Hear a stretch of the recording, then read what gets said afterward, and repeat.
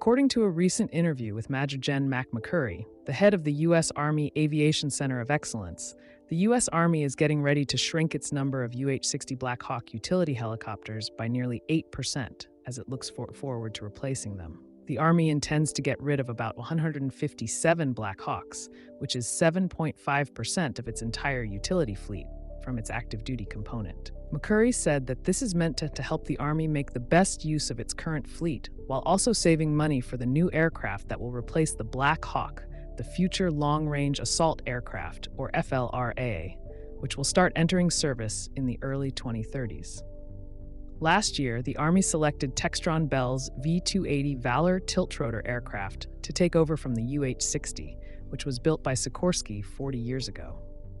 The Army also has plans to swap the AH-64 Apache attack helicopter, made by Boeing, with the Future Attack Reconnaissance aircraft. Two companies are working on creating competitive prototype aircraft. McCurry said that this is really about finding the right balance between current readiness and future acquisition and deployment. He said that our specific utility fleet had grown by more than 300 aircraft since the early 2000s. That increase matched the Army's growing size during ongoing missions in Iraq and Afghanistan.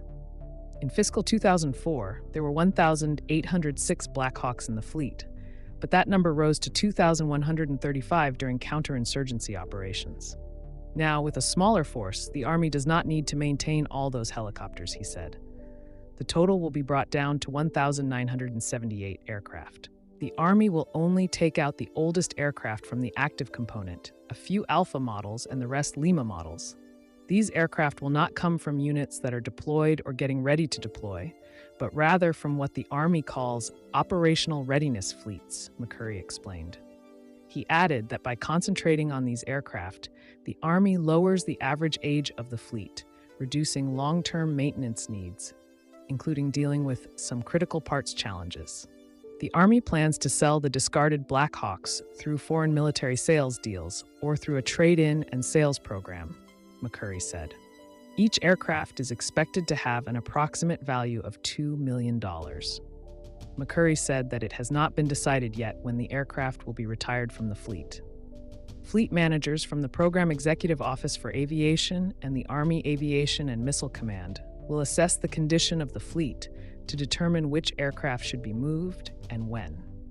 McCurry said that the Army is still committed to modernizing its Mike model Black Hawks, the newest version. The Army is also giving Victor models to the Army National Guard. The Victor models are upgraded Lima helicopters with digital cockpits that are the same as those of the Mike model.